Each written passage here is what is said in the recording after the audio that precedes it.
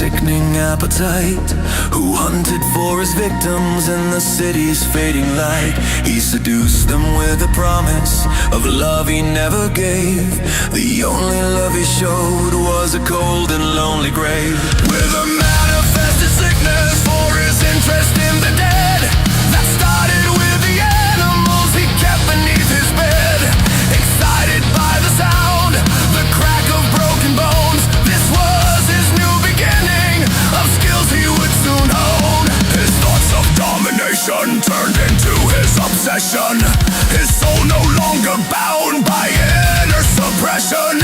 His kingdom of death in a rundown Oxford flat is where he plied his trade in a bleach-filled acid vat. He paralyzed his victims and laid them on the ground, fully awake and consumed by fear they could not make a sound.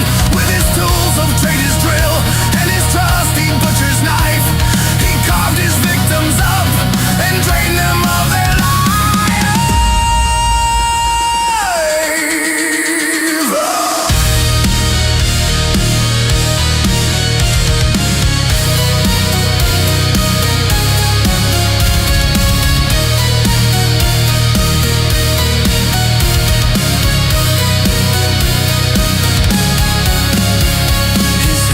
Through the flesh, a madman's deadly art.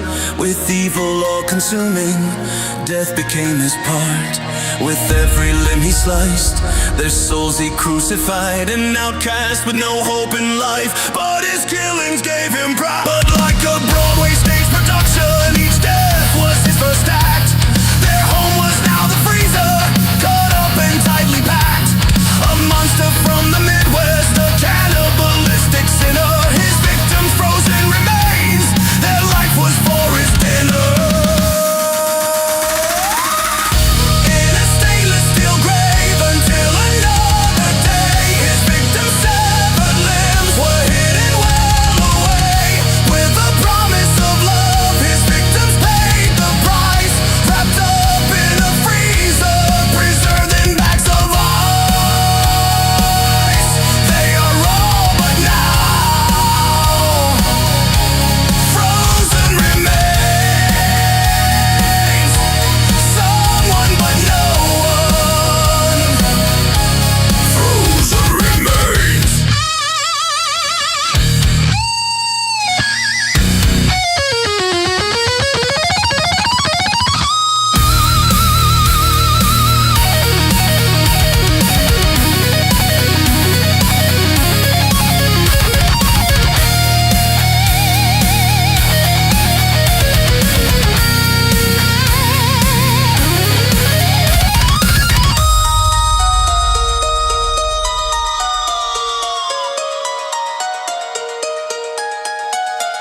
On a hot summer's night, with the terror at an end, photographs and hand restraints, justice would soon lend.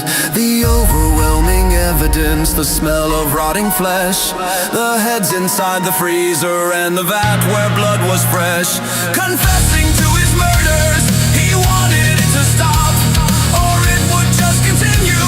More heads that he would chop. 15 life sentences is what he did receive, and waited for the day his early death he did perceive. In a stainless steel grave until another day, his victims' severed limbs were hidden well away. With a promise of love, his victims paid the price, wrapped up in a freezer, preserved in bags of ice. They are all but now frozen remains. Someone but no one. Frozen remains.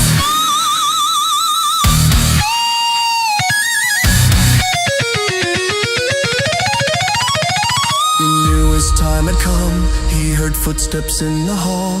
A manic schizophrenic was answering God's call. Bludgeoned on the head, a monster finally dead.